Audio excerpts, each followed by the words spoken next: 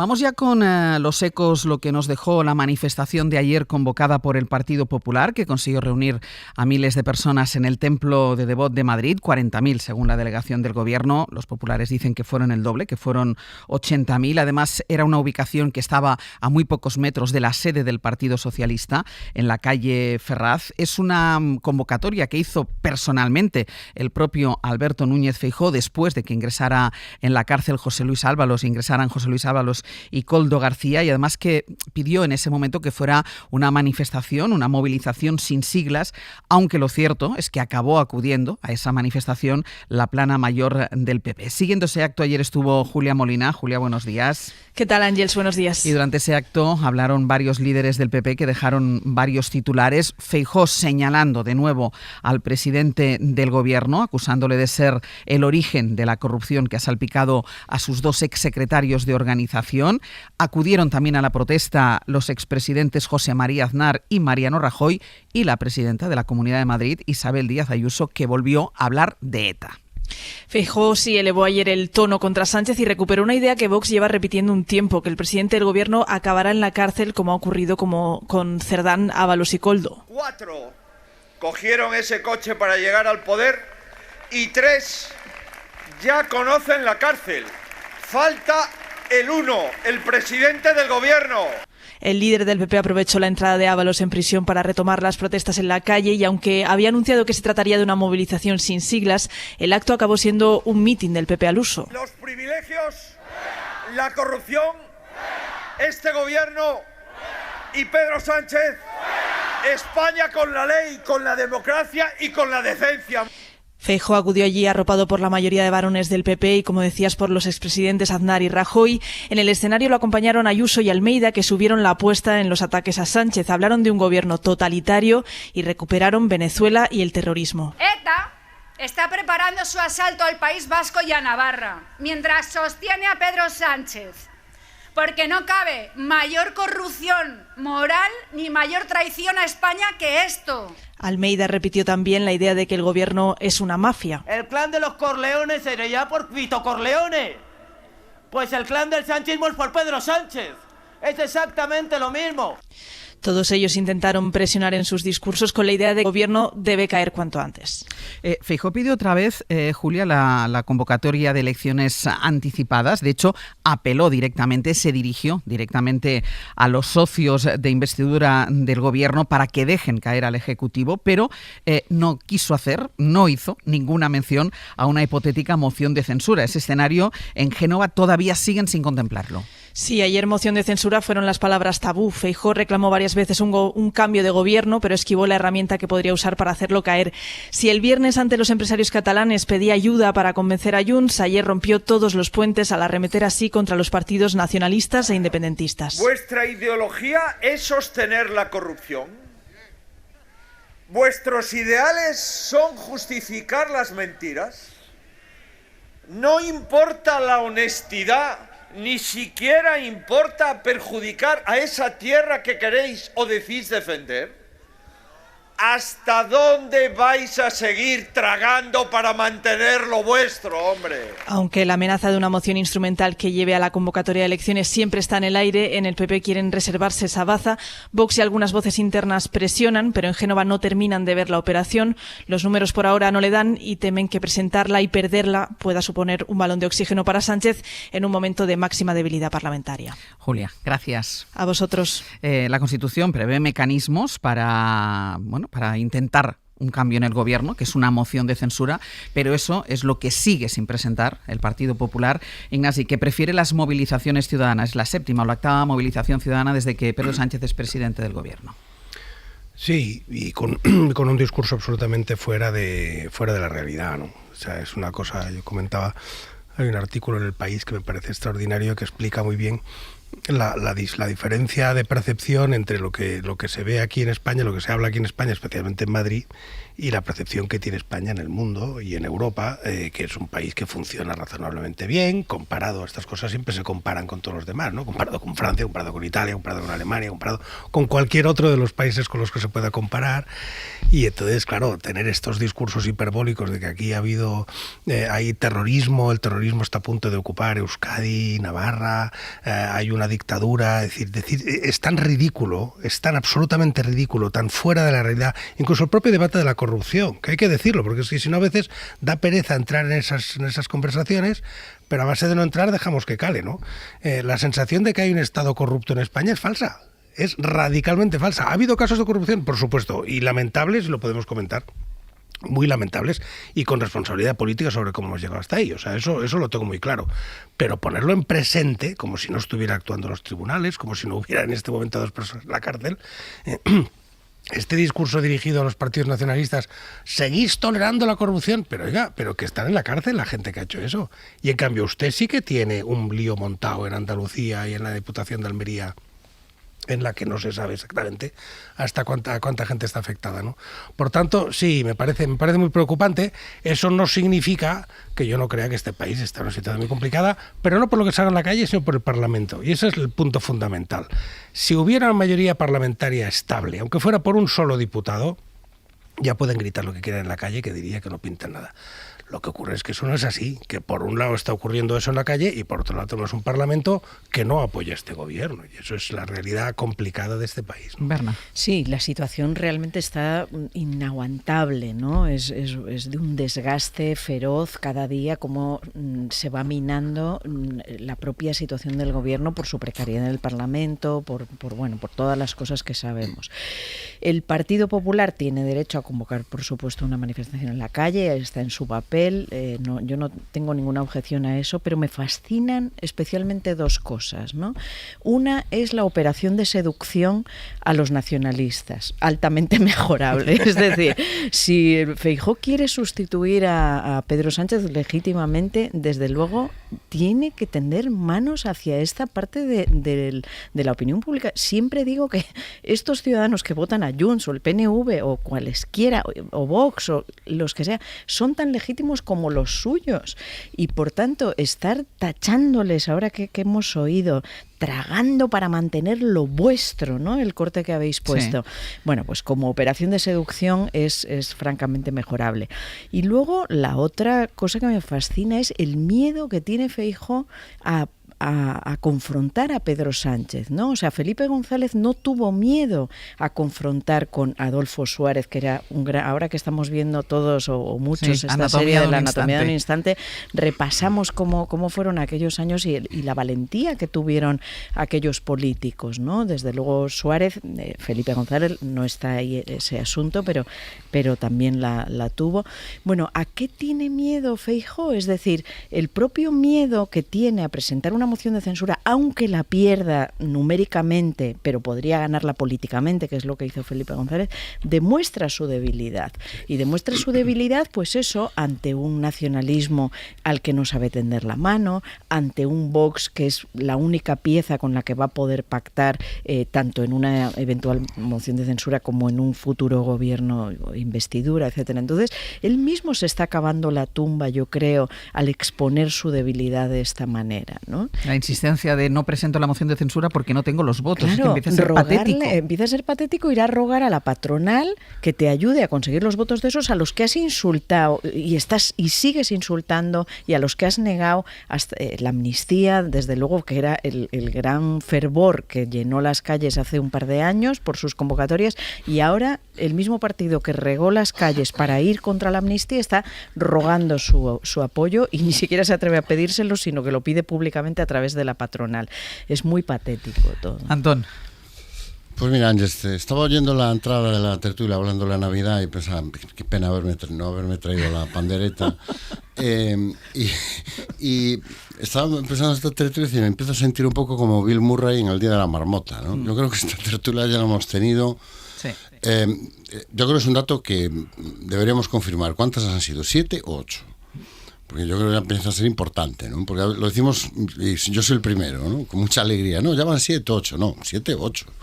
Porque a lo mejor cuando lleguen a la 10ª, pues no sé, hay una manifestación extra de regalo o un 2x1, ¿no? Yo hoy me gustaría llamar la atención, no sé si habéis visto la portada del País, supongo que sí, la excepcional foto de Jaime Villanueva. Es un contrapicado hacia arriba, y es que con la dirección del PP, es que con la dirección y los expresidentes. Sí, parecen los Thunderbolts a punto de despegar para ir a combatir al doctor Sánchez. O sea, es una foto, es de un épico realmente fascinante, ¿no?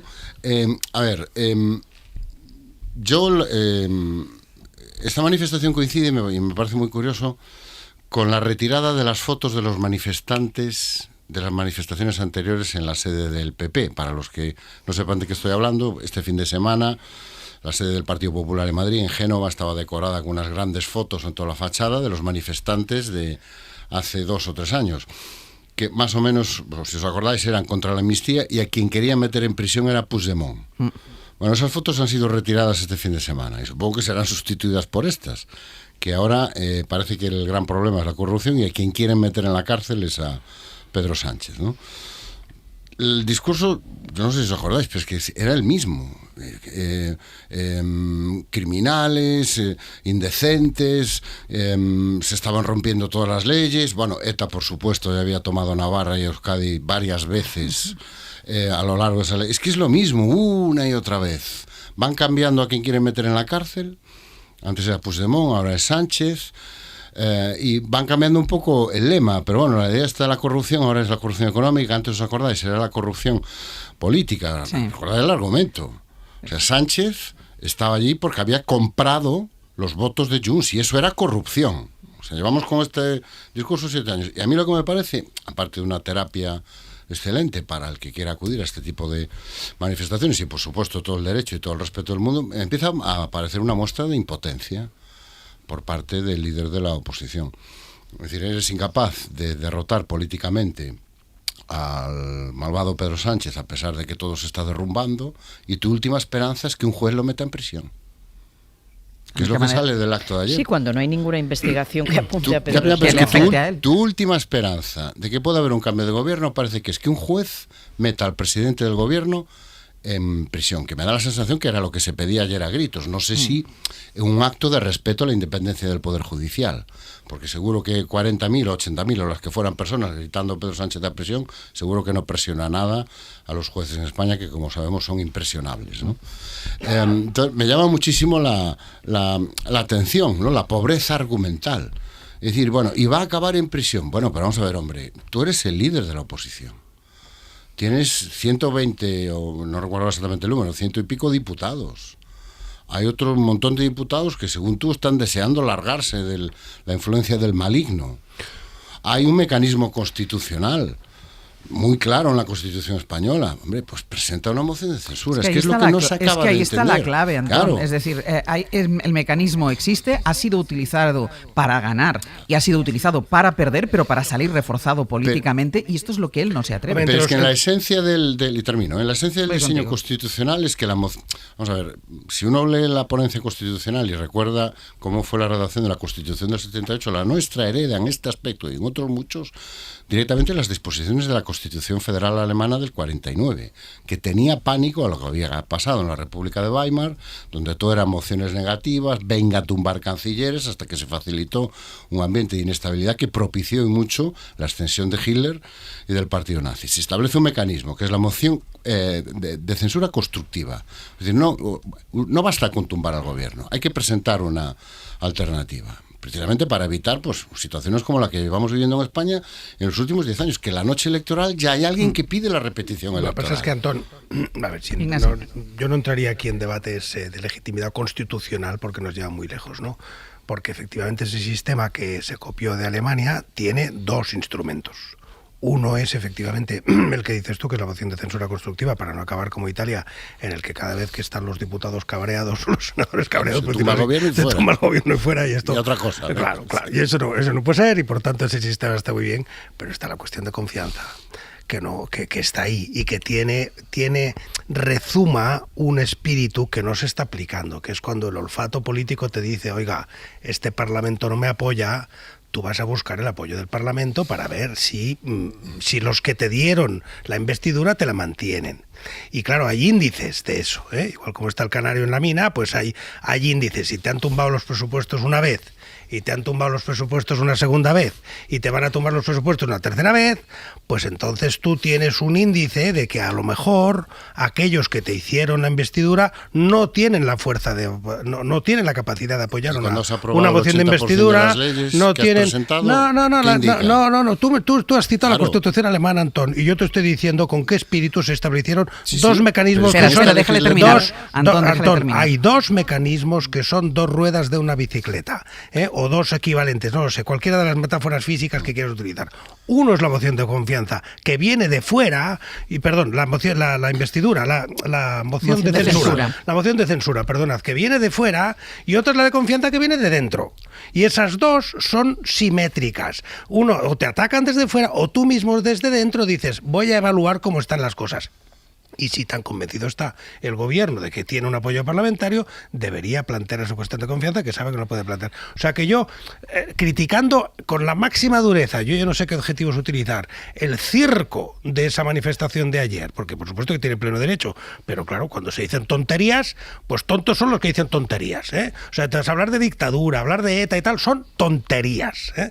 Ahora, dicho eso no significa que tengamos normalidad institucional en España. Sí, estoy de acuerdo, o sea, quiero decir, la manifestación de ayer, bueno, la cuestión de ETA es una tontería, como dice Ignasi, y bueno, es que no merece ni un análisis de pararnos en ese sentido. Pero sí quiero destacar que efectivamente el momento es de un desgaste y de un estancamiento político, estancamiento de la sociedad, muy importante, ¿no? Tú citabas ese artículo, Guardans, y yo estoy leyendo La sociedad de la desconfianza de Victoria Camps, cómo hace una radiografía sobre este momento de desconfianza que va más allá de España y de la coyuntura, ¿no? Pero en el que nos podemos ver retratados absolutamente, ¿no? De una falta de lucha por un bien común que nos agrupe y cómo de vez en cuando siempre es muy necesario leer este tipo de cosas para subir el foco y ver en qué estamos. Y estamos en un momento de falta de ilusión en la que están colaborando, creo que todos los bandos. Desde luego, por parte del gobierno, con la vista puesta en los juicios, en la cárcel en la que ha entrado el núcleo duro de Pedro Sánchez, en la precariedad en el gobierno, etcétera. Bueno, pues tenemos un estancamiento formidable de ilusiones, de propuestas sociales, ¿no? Y por otro lado, por parte de la oposición, ¿cuál es la ilusión del momento? Echar a Pedro Sánchez. Es que no hay, lo hemos dicho también por activa y por pasiva, no hay ningún otro proyecto. ¿Cuál es la ilusión? Pensar que ETA va a asaltar Navarra y el País Vasco. Esa es la ilusión que nos quieren transmitir. Que Pedro Sánchez entre en la cárcel cuando no hay ningún indicio ni pista de que haya ninguna sombra de duda sobre él personalmente. Entonces, realmente estamos en un momento político muy deplorable que la sociedad no nos merecemos, porque la vida transcurre para la gente que está estudiando, que está trabajando, que está haciendo sus compras de Navidad, que ahorra para pagar su casa, que no logra acceder a la vivienda. O sea, los problemas de la gente están en un lado y los problemas de los políticos están en una paralela que no va a juntarse jamás con los problemas de la gente. Este es el momento deplorable que estamos viviendo y yo creo que ambos están contribuyendo, desde luego Pedro Sánchez, en este caso acorralado por esos casos que afectan a su familia y a su núcleo duro, y que necesitamos esta olla a presión necesita liberarse de alguna manera. Antón. Bueno, me estaba acordando del principio de la historia de dos ciudades de Dickens, ¿no? Decía, era el mejor de los tiempos, era el peor de los tiempos. Yo creo que hay gente que cree que efectivamente estamos en el peor de los tiempos y hay gente que, por lo menos yo, que no voy a decir que estemos en el mejor de los tiempos, pero no comparto un diagnóstico tan dramático de la situación, ¿no? No me refiero a lo que acaba de decir Bernard ahora mismo, sino el diagnóstico general, ¿no? Si aplicamos la lógica de los presupuestos, España es ingobernable. O Extremadura, acaban de convocar elecciones. Aragón, se lo están pensando. Castilla y León, los presupuestos están prorrogados.